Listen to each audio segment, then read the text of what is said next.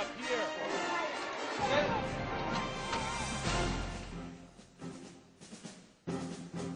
Welcome to Freedom Watch Afghanistan. I'm Tech Sergeant Gene Taylor.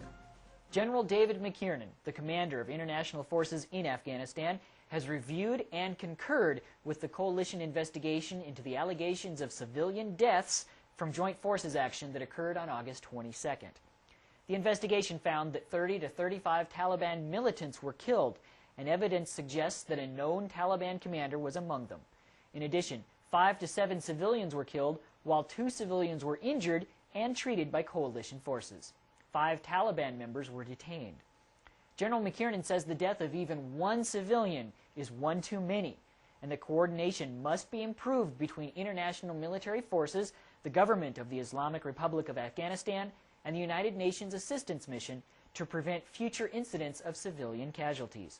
To that end, General McKiernan is proposing a joint approach for any future inquiries relating to civilian casualties. He adds that by working together, the Afghan government and international forces can bring about the defeat of insurgents who oppose the legitimate government of Afghanistan. The city of Kabul is home to over 2.5 million people, many of whom live in poor conditions, prone to disease and sickness. Staff Sergeant Michael McCool takes us to one village in Kabul where international security assistance forces are working with the Afghan military to bring humanitarian aid and health care to nearly 1,000 needy people. The excitement is beginning to stir in this village on the outskirts of Kabul. This morning, soldiers from the International Security Assistance Force are handing out hygiene items and medical kits, part of a civil military assistance mission providing care for nearly 1,000 people. In preparation for this day, Afghan soldiers worked together with Combined Joint Task Force Phoenix.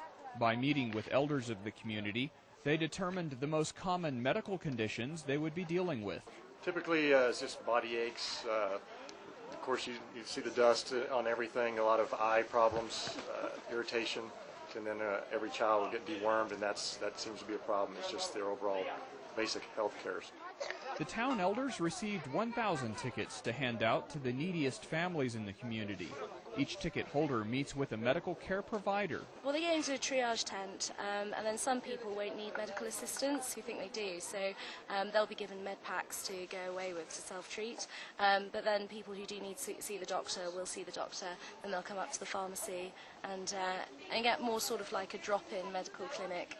For these people living with the effects of war and poverty, this humanitarian outreach is a welcome, helping hand. But for international forces stationed here, this is a way of saying thank you to the people who help them maintain security in the area.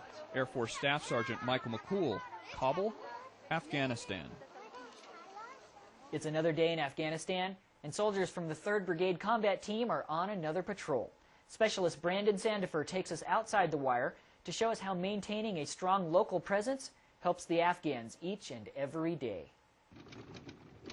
Soldiers from the 1st Battalion, 6th Field Artillery Regiment currently patrol the rugged terrain of the Nuristan province. First Lieutenant Dash Balarta briefly talks about operations. Generally, we go in with the purpose of trying to find out if everything's going all right, how the quality of life is. And by building those relationships with the local populace, we're hoping that those citizens and those villagers will come forward and give us the information necessary to achieve our mission goals in the long term. Generally, we'll drop off supplies if they need it. Our medical make rounds. In fact, today we helped out a villager on the side of the road who was dehydrated. We were able to give him some first aid and get him on his way. Working with the locals is an essential mission for stability in the region. Reporting from Jalalabad, Afghanistan, I'm Army Specialist Brandon Sandifer. That's it for this edition of Freedom Watch Afghanistan. You can find stories from today and previous editions of our show on the web. Point your browser at PentagonChannel.mil. I'm Tech Sergeant Gene Taylor. From all of us stationed here at Bagram Airfield, thanks for watching and have a great day.